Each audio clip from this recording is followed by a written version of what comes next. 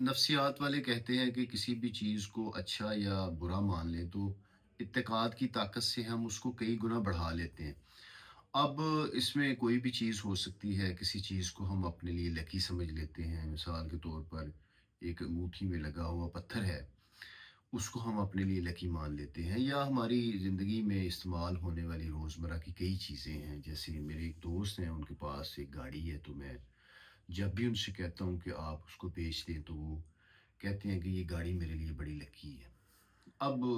کچھ اور چیزیں، کچھ ایسے افراد آپ کی زندگی میں ہوتے ہیں کہ جو بڑے برکت والے ہوتے ہیں، اور بڑی دفعہ ہم نے یہ بات بھی سنی ہے لوگوں سے کہ کوئی کسی عورت کو اپنے گھر بیاہ کر لاتے ہیں تو اس کے بارے میں ان کا یہ اعتقاد ہوتا ہے کہ جب سے ہمارے گھر میں یہ عورت آئی ہے، بڑی خیر و برکت آئی ہے۔ کسی بچے کے بارے میں ایسا اعتقاد ہوتا ہے کہ جب سے اللہ نے یہ بچہ دیا ہے تو اللہ نے بڑا نوازا ہے، اور رزق کے بڑے دروازے کھلے ہیں، اور یہ میرے لیے بچہ جو ہے وہ بڑا بابرکت ثابت ہوا ہے۔ تب میرا یہ کام ہوا تھا، میری جاب ہوئی تھی، اور اس طرح کی میری پروموشن ہوئی تھی، تو اس طرح کے اعتقاد جو ہیں وہ ہم رکھتے ہیں۔ اب اس میں حقیقت میں وہ شاید ہمارے لیے ویسا نہ ہو، لیکن جیسے جیسے ہمارا یقین اس چیز پر پختہ ہوتا جائے گا، ویسے ویسے وہ چیز ہمارے لیے لکی ہوتی جائے گی۔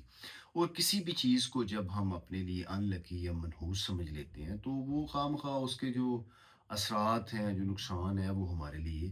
بڑھ جاتا ہے۔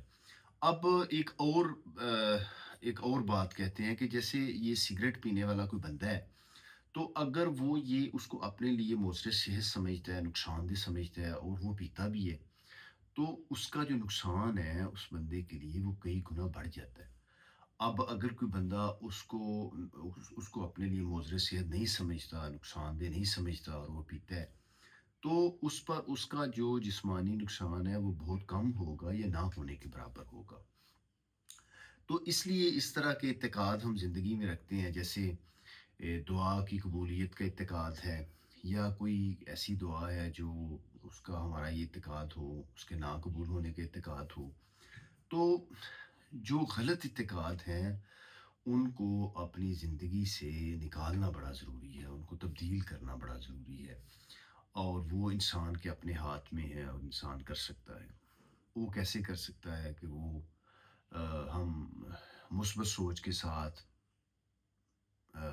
مشکل مزاجی کے ساتھ، صبر کے ساتھ ہم آہستہ آہستہ اس کو تبدیل کر سکتے ہیں۔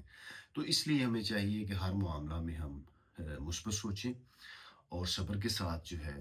وہ اپنا جو سفر ہے وہ اپنے مقصد کی طرف اس کو ہم جاری رکھیں۔